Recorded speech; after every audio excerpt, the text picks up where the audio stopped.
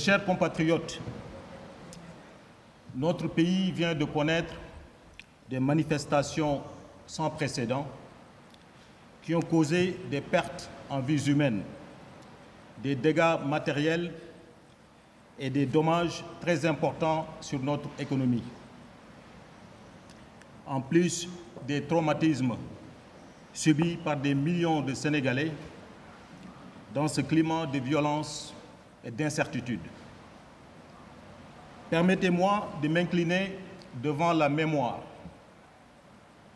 des Sénégalais qui ont perdu la vie dans ces manifestations et de présenter mes condoléances à leurs familles respectives. Je voudrais aussi souhaiter un prompt rétablissement aux blessés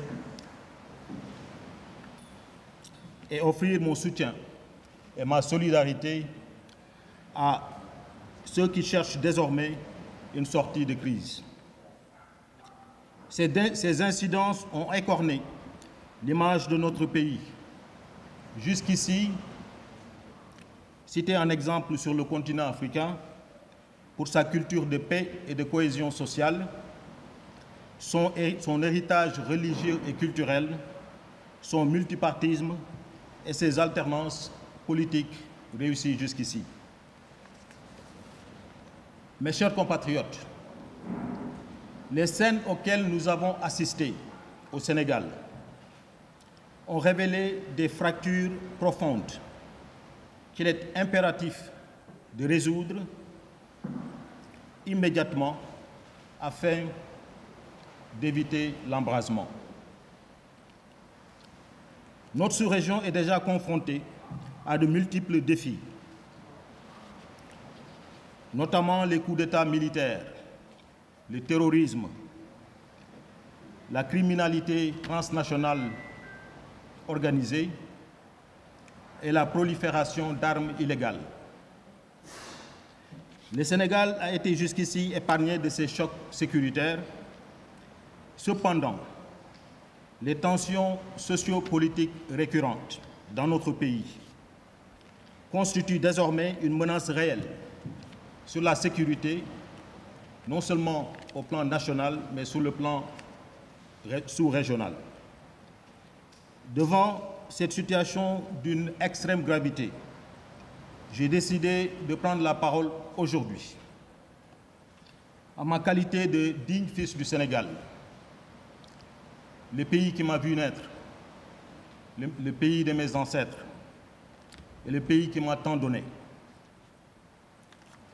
Je prends aussi la parole en qualité d'acteur politique et de citoyen du monde qui a servi l'Organisation des Nations Unies dans plusieurs pays en proie à des conflits armés sur le continent africain et au-delà.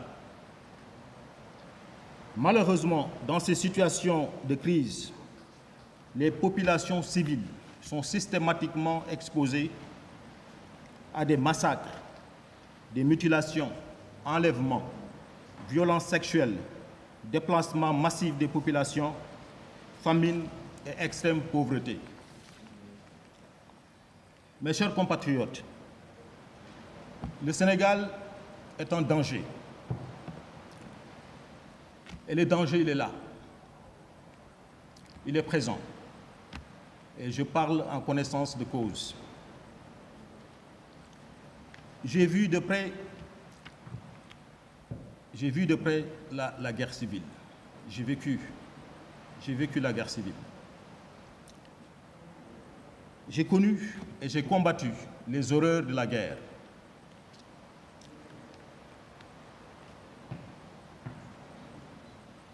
Et j'ai servi l'Organisation des Nations Unies dans plusieurs pays, en Afrique. Et j'ai travaillé pour le maintien de la paix en Côte d'Ivoire, au Mali, en République centrafricaine, au Congo démocratique et dans d'autres pays d'Asie comme le Népal et le Timor oriental. C'est pourquoi je dis, attention, mes chers compatriotes, nous ne sommes pas sortis de l'auberge.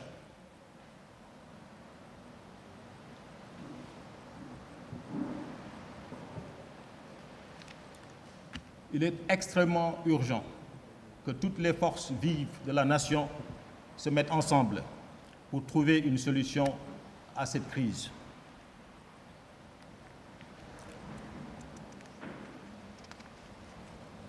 À la jeunesse de mon pays, je voudrais dire que le monde entier a entendu votre message de frustration et vos revendications.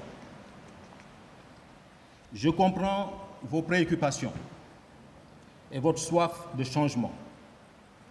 Votre génération, comme d'autres en leur temps, a le pouvoir de faire bouger les lignes et pour amener le changement auquel nous aspirons tous. C'est pourquoi je vous exhorte à vous engager dans les mouvements sociaux, dans les mouvements politiques, pour faire entendre votre voix de façon constructive et de façon responsable. Avec le soutien et l'engagement des Sénégalais d'ici et de la diaspora, j'ai mis sur pied un mouvement citoyen dénommé Union sacrée du Sénégal. Ce mouvement non partisan rassemble des citoyens sénégalais de tous bords qui partagent des valeurs communes et la détermination de trouver des solutions pérennes aux priorités de paix et de cohésion sociale.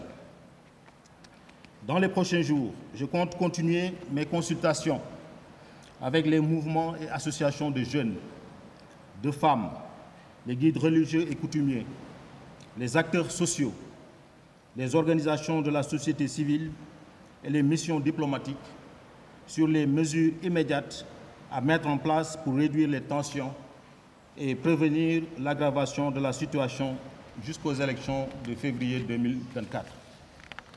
Mes chers compatriotes, nous avons aujourd'hui la lourde responsabilité de protéger l'héritage de paix et d'unité nationale que nos ancêtres et pères fondateurs nous ont légué et que nous transmettrons à notre tour aux générations futures. Aujourd'hui, plus que jamais, nous devons nous mobiliser tous pour protéger ce que le Sénégal a de plus cher, la paix, la cohésion sociale et l'unité nationale. Vive le Sénégal, je vous remercie.